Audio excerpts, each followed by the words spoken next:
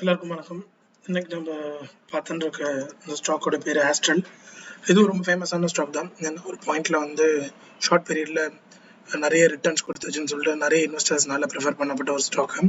ரொம்ப ஸ்ட்ராங்கான ஸ்டாக்னு சொல்லலாம். அந்த ஸ்டாக் ரொம்ப நாளாகவே என்னோட வாட்ச் லிஸ்ட்ல இருந்துட்டு இருக்கு. இப்போ இந்த ஸ்டாக் பார்த்தீங்கன்னா ஆல்மோஸ்ட் ஒரு 2.5 இயர்ஸ்க்கு அப்புறம் ஒரு பெரிய பிரேக் அவுட் கொடுத்துருக்கு. நம்ம இப்போ பார்த்துட்டு இருக்கிறது டெய்லி டைம் ஃப்ரேம். இந்த நம்ம ஸ்க்ரீன் சின்னதாக இருக்கிறதுனால உங்களுக்கு கேண்டில்ஸ் பார்க்க முடியாது. நான் அனலைஸ் பண்ணும்போது வேறு ஸ்க்ரீனில் அனலைஸ் பண்ணுவேன். ஸோ அதனால் என்னால் ரொம்ப ப்ரீவியஸ் டேட்டாவை போய் பார்க்க முடியுது. இப்போது இந்த ஸ்டாக் இந்த ட்ரெண்ட் லைன் எவ்வளோ தூரம் வெல்டாக இருக்குன்னு பார்த்தீங்கன்னா ஆல்மோஸ்ட் 1000 days. 1000 daysனா க்ளோஸ் டு 2.5 years to 3 yearsன்னு சொல்லலாம். ஸோ 3 yearsக்கு அப்புறம் ஒரு பிரேக் அவுட் வந்துச்சுன்னு சொன்னால் டெஃபினெட்லி அது ஒரு நல்ல பிரேக் அவுட்டாக இருக்கும். ஒரு பெரிய அளவில் நம்மளுக்கு ப்ரைஸ் மூவ்மெண்ட் இருக்குன்னு சொல்லிட்டு நம்ம எக்ஸ்பெக்ட் பண்ணலாம். ஸோ இப்போ இந்த இடத்துல பார்த்தீங்கன்னா இந்த ஸ்டாக்கோடைய ட்ரெண்ட் லைன் எத்தனை டைம் இந்த ரெசிஸ்டன்ஸை டெஸ்ட் பண்ணியிருக்குன்னு பார்த்தீங்கன்னு சொன்னால் ஆல்மோஸ்ட் 1 2 3 இங்கெல்லாம் கிட்ட வரும்போதே கீழே இறங்கிடுச்சு. So I can consider 4 5 times ஆயிருக்கு. ஸோ இப்போ இந்த ஸ்டாக் இப்போ கரண்ட்லி இருக்க ப்ரைஸ் ஒரு டைம் இந்த ரெசிஸ்டன்ஸை டெஸ்ட் பண்ணிட்டு இன்னும் க்ரீன் கேண்டில் தான் இருக்குது, இன்னும் பிரேக் அவுட் ஆகலை. ஸோ ஒன்ஸ் இந்த ஸ்டாக் ஒரு கிளியரான ஒரு பிரேக் அவுட் ஆனதுக்கப்புறம் நம்ம என்ட்ரு ஆகிறதுக்கு இந்த ஸ்டாக்கை கன்சிடர் பண்ணிக்கலாம். பிகாஸ் இப்போ ஏர்லியாகவே நம்ம என்ட்ரு ஆகிட்டோம்னு சொன்னால் என்ன ஆகும்னு பார்த்தீங்கன்னா இந்த ஸ்டாக் ஏற்கனவே அந்த மாதிரி ரிவர்ஸ் ஆகிடும். அப்படி ரிவர்ஸ் ஆயிடுச்சுன்னா நம்ம ஒரு ட்ராப்பில் மாட்டிப்போம். ஃபார் எக்ஸாம்பிள் இப்போ இந்த இடத்துல யாராவது என்ட்ரு ஆயிருந்தாங்கன்னு சொன்னால் ரிவர்ஸ் ஆயிருக்கு பாருங்க டிராஸ்டிக்காக. ஸோ இது எப்பயாவது ஒரு பாயிண்ட்ல திரும்பிடும் வெயிட் பண்ணிட்டு இருப்பாங்க. ஸோ அந்த மாதிரி ஆச்சு, அந்த மாதிரியான ஒரு சுச்சுவேஷன் நம்ம மாட்டிக்கூடாது. அது எப்படி தெரிஞ்சுக்கிறதுன்னு பார்த்தீங்கன்னா நீங்கள் எல்லா கேண்டில் நீங்கள் ஒரு வீக்லி அனாலிசிஸ் பண்ணீங்கன்னா அந்த வீக்லி கேண்டில் க்ரீன் கேண்டில் பக்கத்தில் ஒரு பெரிய ரெட் கேண்டில் இருக்குது. அந்த மாதிரி ஒரு பெரிய red candle engulfing red candle form ஆயிடுச்சுனாலே அப்போது பையிங் ப்ரெஷரை விட செல்லிங் ப்ரெஷர் அதிகமாக இருக்குன்னு நீங்கள் புரிஞ்சுக்கலாம்.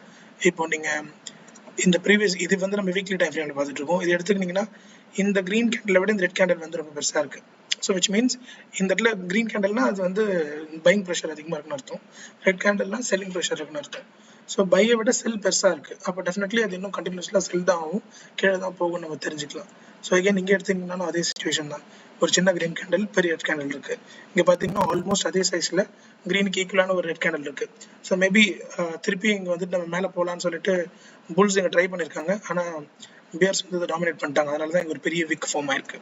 அதாவது புல்ஸ் இங்கே மேலே போக ட்ரை பண்ணி அதுக்கப்புறம் திருப்பி அதை டாமினேட் பண்ணி கீழே இறக்கியிருக்கிறாங்க. ஸோ அதுக்கப்புறம் வேறு மற்ற இடத்துல பார்த்தீங்கன்னாலும் அதே சுச்சுவேஷன் தான் இருக்கும். எங்கெங்கெல்லாம் ரிவர்சல் நடக்குதோ இந்த பேட்டர்னை நீங்கள் திருப்பி பார்த்துட்டே இருக்கலாம்.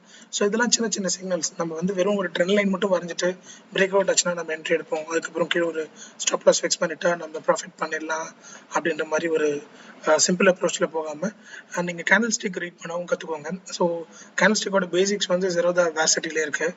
அதுக்கு நீங்கள் தனியாக இப்போ கிளாஸ்லாம் படிக்கணும்னு அவசியம் இல்லை. அப்படி உங்களுக்கு அது புரியலனாலும் நிறைய யூடியூப் சேனல்ஸ், நிறைய பெட்டர் யூடியூப் சேனல்ஸ் இருக்குது. அவங்களாம் பேசிக்காக ஒவ்வொரு கேண்டிலும் எப்படி ஒர்க் ஆகும்னு சொல்கிறாங்க, சொல்லி கொடுத்துட்ருக்குறாங்க. ப்ளஸ் ஒரு கேண்டில் இல்லாமல் மல்டிபிள் கேண்டில்ஸ் ஒன்றா சேர்ந்து இருக்கும்போது அது என்னென்ன மாதிரியான சிக்னல்ஸ்லாம் கொடுக்கும்லாம் காட்டியிருப்பாங்க. ஸோ நீங்கள் ஜஸ்ட் பேசிக்காக ஒரு கேண்டில் விட பக்கத்தில் இருக்க கேண்டில் ஒரு க்ரீன் ரெட் கேண்டில் இருந்துச்சுன்னா அது எப்படி இருக்கும், ஒரு டோஜி கேண்டில் வந்துச்சுன்னா அதனுடைய மீனிங் என்ன, அந்த விக்குக்கு என்ன மீனிங், கேண்டிலோடைய ஓப்பன் க்ளோஸ் என்ன அப்படின்ற பேசிக்ஸை கண்டிப்பாக எல்லாருமே தெரிஞ்சிருக்கணும். அது தெரியாமல் நம்ம ப்ரைஸ் ஆக்ஷன் பண்ணுறதும் அதில் ட்ரெண்ட் லைன் ட்ராப் பண்ணுறதும் அவ்வளோ யூஸ்ஃபுல்லாக இருக்காது. பிகாஸ் நீங்கள் கேண்டில் ஸ்டிக் ரீடிங்கும் அலாங் வித் இந்த ட்ரெண்ட் லைன் ட்ராப் பண்ணுறதையும் நீங்கள் கம்பைன் பண்ணும்போது தான் உங்களுக்கு எக்ஸாக்டான ரிசல்ட்ஸ் கிடைக்கும். இப்போ இந்த இடத்துல நம்ம பார்க்குறதுக்கு இது ரொம்ப சிம்பிளான ஒரு ட்ரெண்ட் லைன் தான். இங்கே நம்ம பண்ண ஒர்க் இந்த ஒரு லைன் வரைஞ்சது மட்டும்தான், வேறு எதுவுமே இங்கே எக்ஸஸாக நம்ம பண்ணல. பட் இங்கே நம்ம என்ட்ரு ஆகக்கூடாது, ஏன்னா ப்ரீவியஸ்லி இந்த மாதிரியான விஷயங்கள் நடந்திருக்கு. ஸோ இப்போது இங்கேயும் ரிவர்ஸ் ஆகிடுச்சுன்னா நம்ம ட்ராப்பில் மாட்டிப்போன்றது தெரிஞ்சுக்கிறதுக்கு நீங்கள் அந்த கேண்டில் ஸ்டிக் ரீடிங்கை படிக்கணும். ஸோ அதனால் அந்த பேசிக்ஸ் எல்லாருமே தெரிஞ்சுக்கோங்க. அதுக்கு கொஞ்சம் டைம் ஸ்பெண்ட் பண்ணி படிங்க. அது ஒரு பெரிய டஃப்பான சப்ஜெக்டெல்லாம் இருக்காது. ஒரு லெஸ் தென் 2-3 டேஸில் கூட நீங்கள் எல்லா கேண்டில் ஸ்டிக்ஸுமே எப்படி இருக்குன்றதை படித்து தெரிஞ்சுக்கலாம். So easy. ஸோ நீங்கள் சம்டைம்ஸ் நான் பண்ணுற அனாலிசிஸ்லேயே எதுவும் தவறு இருந்துச்சுன்னா கூட அது நீங்கள் எடுக்கலாமா வேணாமான்னு முடிவு பண்ணலாம். இல்லை நான் அனலைஸ் பண்ணி முடிச்சு நீங்கள் அந்த வீடியோவை பார்க்கும்போதோ இல்லை அந்த சார்ட்டை நீங்கள் வந்துட்டு லேட்டர் ஆன் ஒரு 2-3 டேஸ் கழிச்சு பார்க்கும்போது எக்ஸாக்ட்லி நான் அனலைஸ் பண்ண மாதிரி அந்த சார்ட் இருக்காது. ஸோ நான் சொன்னதை விட எதர் அந்த சார்ட் பெட்டராக பெர்ஃபார்ம் பண்ணிட்டு இருக்கும், இல்லைன்னா அண்டர் பெர்ஃபார்ம் பண்ணியிருக்கும். ஸோ ரெண்டு சுச்சுவேஷன்லையுமே நீங்கள் என்னவா ஆக்ட் பண்ணணும் அப்படின்றத புரிஞ்சுக்கிறதுக்கு இந்த ட்ரெண்ட் லைன்ஸும் இந்த கேண்டில் ஸ்டிக் ரீடிங்ஸும் உங்களுக்கு வந்து ஹெல்ப் பண்ணும். So let's play. இது நல்லபடியாக பிரேக் அவுட் ஆச்சுன்னு சொன்னால் we can consider an entry. And stop loss பார்த்தீங்கன்னு சொன்னால் எப்போவுமே ஸ்டாப் லாஸ் இஸ் ஒரு வாரத்துக்கு முன்னாடி இருக்க லோ எதுவோ அதை வந்து நம்ம ஸ்டாப் லாஸாக கன்சிடர் பண்ணிக்கலாம். சின்ஸ் இது ஒரு வீக்லி கேண்டல்ன்றதுனால இந்த 2195 வரைக்கும் நம்ம ஸ்டாப் லாஸாக கன்சிடர் பண்ணிக்கலாம். ஒன்ஸ் நீங்கள் என்ட்ரு ஆனீங்கன்னு சொன்னீங்கன்னா ஒரு ரிஸ்க் அவர்ஸான ட்ரேடர்ஸ் வந்து ஒன் டே வெயிட் பண்ணுங்க. ஃபர்ஸ்ட் டேல ஒரு பெரிய கேண்டில் க்ரீன் கேண்டில் இங்கே ஃபார்ம் ஆகிட்டோம்.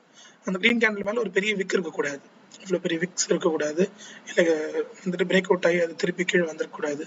ஸோ அப்படிலாம் இல்லாமல் ஒரு சாலிட் க்ரீன் கேண்டில் ஒரு நல்ல வால்யூமோட ஃபார்ம் ஆச்சு இந்த ரெசிஸ்டன்ஸ் லைனுக்கு மேலேன்னா நீங்கள் செகண்ட் டே கூட என்ட்ரு ஆகலாம்.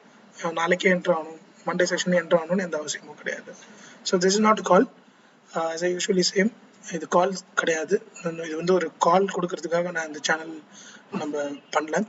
So this is just purely எப்படி வந்து ப்ரைஸ் ஆக்ஷன் மூலயமா நம்ம டெக்னிக்கல் அனாலிசிஸ் பண்ணலாம், கேண்டில் ஸ்டிக் ரீடிங்கை எப்படி நம்ம வந்துட்டு சார்ட் ரீட் பண்ணுறதுக்கு வந்து யூஸ் பண்ணலாம், ப்ளஸ் இந்த சிம்பிள் சப்போர்ட் அண்ட் ரெசிஸ்டன்ஸை வச்சு எப்படி நம்ம என்ட்ரிஸ் எக்ஸிட் பார்க்கலாம் அப்படின்றத டீச் பண்ணுறதுடைய பேசிஸ் தான் இந்த சேனலுடைய நோக்கம்.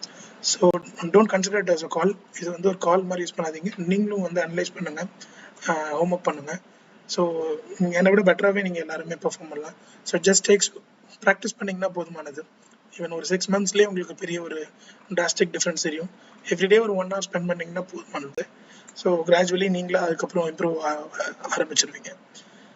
ஐ ஹோப் யூஸ்ஃபுல்லாக இருக்கும்னு நினைக்கிறேன். Thank you so much.